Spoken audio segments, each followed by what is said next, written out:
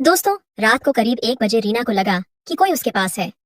उसने आंख खोली तो देखा कि एक आदमी हट्टा कट्टा बिना कपड़ों के उसके बिस्तर पर था। वह डर से चीखने ही वाली थी कि उस आदमी ने रीना के मुंह को जोर से दबा दिया और फिर उस आदमी ने रीना के साथ रात भर। दोस्तों, आगे की घटना मैं आपको इस कहानी में धीरे धीरे खोलकर बताऊंगी। यह एक बहुत ही रोचक कहानी है, तो मेरे साथ अंत तक बने रहिए। दोस्तों, रीना एक साधारण सी लड़की थी जिसकी जिंदगी में प्यार और खुशियां अजय नाम के एक लड़के के साथ शुरू हुई। दोनों की मुलाकात कॉलेज में हुई थी। रीना को अजय की सादगी और उसका ख्याल रखने वाला स्वभाव बहुत पसंद था। अजय भी रीना की मुस्कान और उसकी समझदारी पर फिदा था।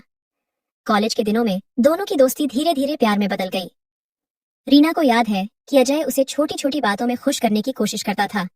कभी क्लास के बाद चाय पिलाने ले जाता, तो कभी उसे अपनी किताबें देता ताकि वह अच्छे से पढ़ सके। कॉलेज खत्म होने के बाद दोनों ने अपने परिवार को मनाया और लव मैरिज कर ली।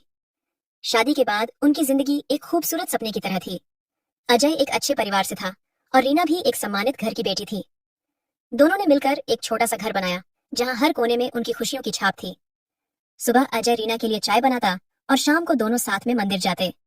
रीना को अजय की हर बात अच्छी लगती थी। वह उसे अपनी बेटी की तरह प्यार करता था और रीना उसे अपने बच्चे की तरह मानती थी। हालांकि उनकी जिंदगी में एक कमी थी, उनके बच्चे नहीं हुए। कई बार डॉक्टर के पास गए, दवाइयां ली, पर कुछ नहीं हुआ। फिर भी दोनों ने इसे अपनी खुशियों के बीच नहीं आने दिया। अजय कहता, रीना, तुम मेरे लिए सब कुछ हो, मुझे तुमसे ज्यादा और कुछ नहीं चाहिए। रीना भी हंसकर कहती, और मुझे तुमसे ज्यादा कोई चाहिए भी नहीं। इस तरह उनकी जिंदगी शांत और रोमांटिक तरीके से चलती रही। उनके बीच कभी झगड़ा नहीं हुआ क्योंकि अजय हमेशा रीना का ख्याल रखता था। लेकिन एक दिन सब कुछ बदल गया। अजय को अचानक दिल का दौरा पड़ा और वह इस दुनिया को छोड़कर चला गया। रीना उस वक्त सिर्फ 28 साल की थी। उसकी दुनिया अंधेरे में डूब गई। अजय के बिना उसका घर सूना हो गया। वह दिन रात रोती रही। उसे समझ नहीं आता था कि अब वह कैसे जिएगी। अजय की यादें हर जगह बिखरी थीं। उनकी शादी की तस्वीरें, मंदिर जाने की आदत और वह कुर्सी जहां अजय बैठकर रीना को देखा करता था। रीना ने तय किया कि वह दोबारा शादी नहीं करेगी। उसे लगता था कि अजय जैसा इंसान उसे दोबारा नहीं मिलेगा। वह कहती, अजय मेरे लिए परफेक्ट थे, कोई उनकी जगह नहीं ले सकता। उसके परिवार ने उसे समझाया कि वह जवान है, उसे अपनी जिंदगी आगे बढ़ानी चाहिए, पर रीना नहीं मानी। उसने कहा, मैं अजय की यादों के साथ जीना चाहती हूँ, मुझे किसी और की जरूरत नहीं। रीना अपने घर में अकेली रहने लगी। वह स्कूल में टीचर थी, इसलिए सुबह स्कूल जाती और शाम को घर लौट आती।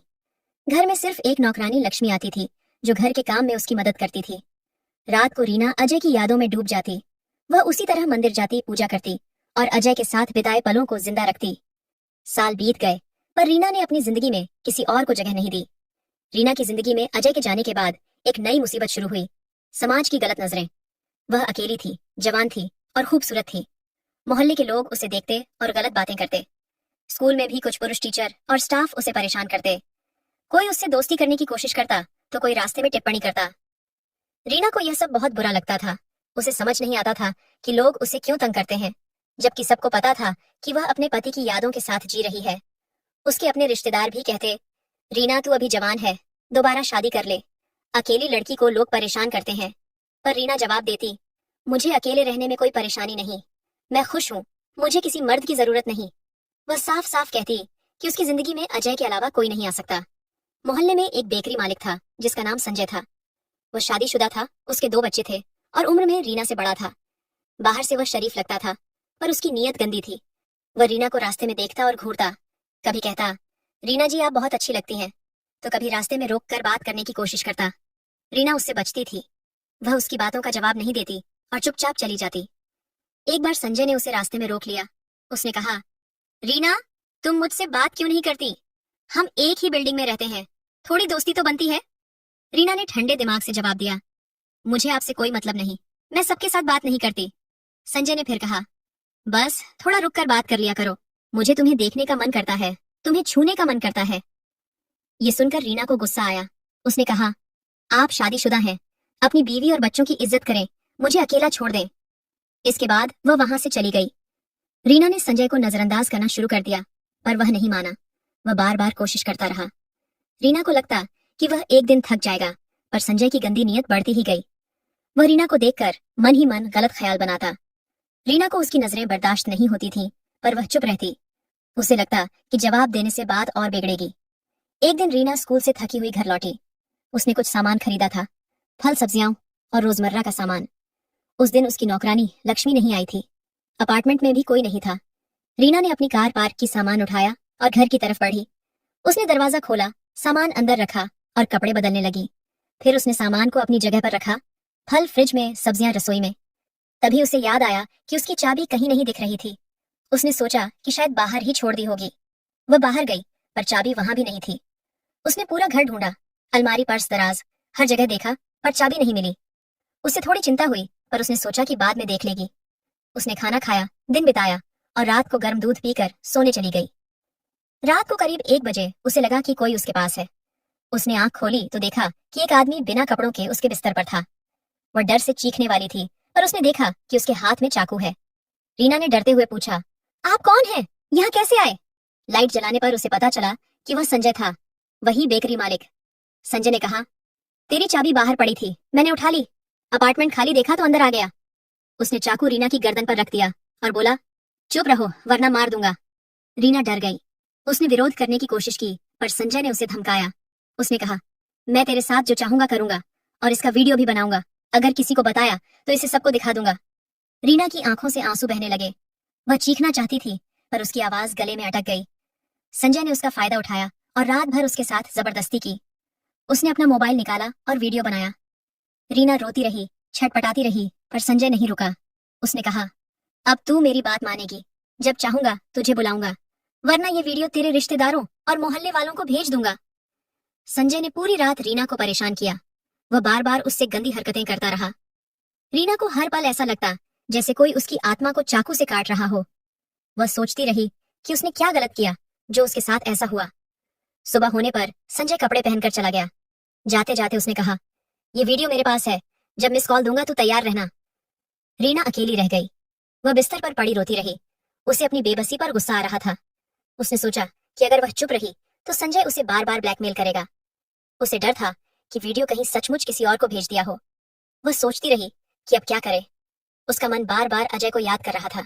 उसे लग रहा था कि अगर अजय जिंदा होता तो ये सब कभी ना होता। रीना टूट चुकी थी, पर उसने हिम्मत नहीं हारी।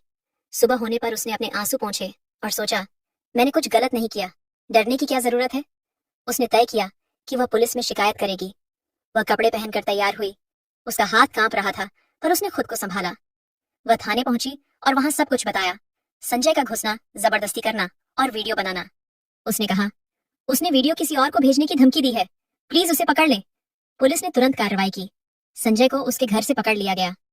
पूछताछ में पता चला कि उसने वीडियो किसी को नहीं भेजा था। वह सिर्फ रीना को डराने के लिए झूठ बोल रहा था।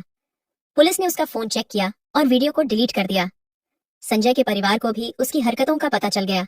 उसकी बीवी उसे गालियां देती हुई थाने आई और कहा, मैं इसे छोड़ रही हूँ। उसके बच्चे भी उसे छोड़कर अपनी माँ के साथ चले गए। रीना को सुकून मिला। उसने सही कदम उठाया था। वह सोचती, अगर मैं चुप रहती तो वह मुझे बार बार परेशान करता। पुलिस ने उसे आश्वासन दिया कि अब वह सुरक्षित है। एक महिला कांस्टेबल ने रीना का हाथ पकड़कर कहा, तुमने बहुत हिम्मत दिखाई, अब डरने की जरूरत नहीं। रीना ने उसे धन्यवाद कहा और घर लौट आई। संजय की हरकतों ने रीना को तोड़ दिया था। वह रात उसके लिए एक बुरा सपना बन गई थी। वह सोचती कि क्या उसकी खूबसूरती ही उसकी दुश्मन बन गई। वह आईने में खुद को देखती और सोचती, काश मैं ऐसी न होती। उसे अपने शरीर से नफरत होने लगी थी। वह दिन रात उस रात को याद करती और रोती। लेकिन पुलिस में शिकायत करने के बाद उसे एक नई ताकत मिली। जब संजय को सजा हुई तो रीना को लगा कि उसने अपनी इज्जत वापस पा ली। वह सोचती, मैंने कुछ गलत नहीं किया, गलत करने वाला सजा पाएगा, मुझे नहीं। इस सोच ने उसे फिर से जीने की हिम्मत दी। अब रीना की जिंदगी बदल चुकी थी। वह सुबह जल्दी उठती, अपने बगीचे में पानी डालती और स्कूल के लिए तैयार होती। वह बच्चों को पढ़ाती और उनके साथ हंसती। शाम को वह मंदिर जाती, पर अब वह अकेलापन महसूस नहीं करती थी। वह अजय से मन ही मन बात करती और कहती, अजय, तुम जहां भी हो मुझे देख रहे हो ना, मैं अब ठीक हूँ। इस घटना के बाद रीना ने अपनी जिंदगी में बदलाव किए। वह अब दरवाजा हमेशा लॉक करती, चाबी को संभाल कर रखती। उसे वह रात भूलती नहीं, पर वह खुद को मजबूत रखती। वह कहती, मैं गलत नहीं थी, मुझे डरने की जरूरत नहीं। उसने अपने घर की सुरक्षा बढ़ाई। उसने एक नया ताला लगवाया और अपार्टमेंट के मैनेजर से कहा कि कोई अजनबी बिल्डिंग में न घुसे। रीना ने स्कूल में भी अपनी बात रखी। उसने प्रिंसिपल से कहा कि कुछ पुरुष टीचर उसे परेशान करते हैं। प्रिंसिपल ने सख्ती दिखाई और उन टीचर्स को चेतावनी दी। इसके बाद स्कूल में रीना को कोई तंग नहीं करता था। वह अपने काम में डूब गई। बच्चों को पढ़ाना उसे अच्छा लगता था। वह सोचती, अगर मेरे अपने बच्चे नहीं हैं तो क्या हुआ, ये बच्चे मेरे लिए सब कुछ हैं। रीना की कहानी उन महिलाओं के लिए प्रेरणा बन गई जो ब्लैकमेलिंग का शिकार होती हैं। वह कहती, अगर तुम गलत नहीं हो तो डर मत, उठाओ, अपना हक लो, चुप रहना सबसे बड़ी गलती है। उसकी हिम्मत ने उसे नई ताकत दी। वह अब पहले से ज्यादा मजबूत थी। अजय की यादें अब भी उसके साथ थीं, पर अब वह उन्हें एक बोझ की तरह नहीं, बल्कि एक ताकत की तरह देखती थी। तो दोस्तों, आपको यह कहानी कैसी लगी कमेंट करके जरूर बताएं। अगर आपको यह कहानी पसंद आई हो तो इसे लाइक करें और अपने दोस्तों के साथ शेयर करें। आगे भी ऐसी ही रोमांचक कहानियों के लिए हमारे चैनल को सब्सक्राइब करें और बेल आइकन दबाना ना भूलें, ताकि आप हमारी कोई भी कहानी मिस ना करें। धन्यवाद।